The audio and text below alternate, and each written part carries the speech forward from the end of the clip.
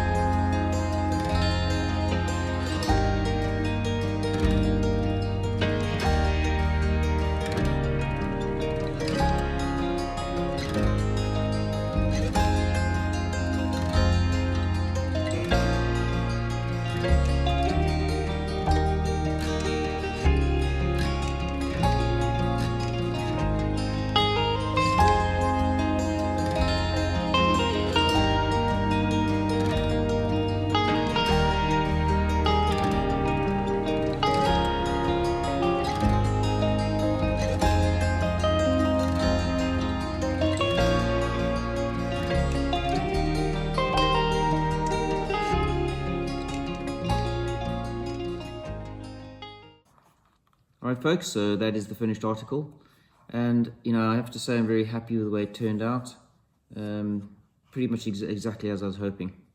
So I'll just run through some of the design choices I made. It may be helpful to someone else who's considering a similar project, and certainly there's so many different designs and options out there. This might give you some ideas. So I think starting off with the color, it's a different color to the original. Now a friend of mine back in the 90s who had one of the early Leathermans, and he had a Leatherman made pouch, and it was kind of this color, and it actually looked really nice with the gold Leatherman lettering on. So they seem to only produce these days, but I definitely preferred the old original color. It looks really nice, and with some use, the patina that it develops is really good. So that was the color choice. The popper or closure mechanism, I went for the Sam Brown stud. I often use that in my leather work. I like them. They're kind of old school. They look nice. You can argue that sometimes these poppers, and I have seen them not necessarily on the Leatherman pouches, but these poppers can fail. But and this is more robust. I mean, sometimes the leather can stretch on these, so really it's an aesthetic choice. So the next upgrade that I did was I used thicker waxed thread. So that's actually much, and it's hand sewn rather than machine sewn, so it's much stronger. The belt loop on the back, I used a much wider loop, and it's obviously stitched there and there, so it will be more robust, but also it gave me the opportunity to make a loop that would fit a wider variety of belts. So it's wider this way, but also this way. Now this way I think it's better if it's wider here, because there's less chance of it moving on your belt and putting strain on the stitching. So that was another change that I made from the original design, which had a very narrow belt loop, and also it was restrictive on the size of the belt you can use. So another design change that I made on the original, there's a lot more of the Leatherman exposed at the top section, whereas on mine I've covered up the bulk of it, and then on the sides it's recessed to allow you to remove it. So it just gives the knife a bit more protection, and I just like the look of it. It doesn't really change things too much. Now on this original version, and also some of the ones I've seen people make, they tend to leave, and it's possibly a slightly easier process, but they leave the lid, the cap on the top, the same width as the back.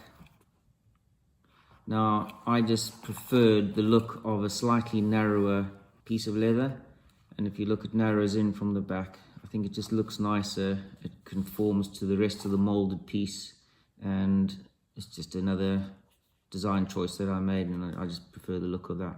This leather dye that I used was chocolate, and it's a really nice color. It seems to develop almost an instant patina. When you use it, it's there is dark brown, and it's actually different to dark brown. It's just called chocolate, and it does have a slightly more mellow and slightly lighter color. And when you oil it and wax it, it literally comes up like a, this looks like it's been used for years, which is actually quite nice. I really like that look. So I really like that chocolate dye. Comes up really well and gives your piece a real custom look. So overall, I'm very happy with the way it turned out, and hopefully that is of interest to some of you out there, and will give you some ideas for some of your projects. And once again, just thanks for watching, and I'll see you next time.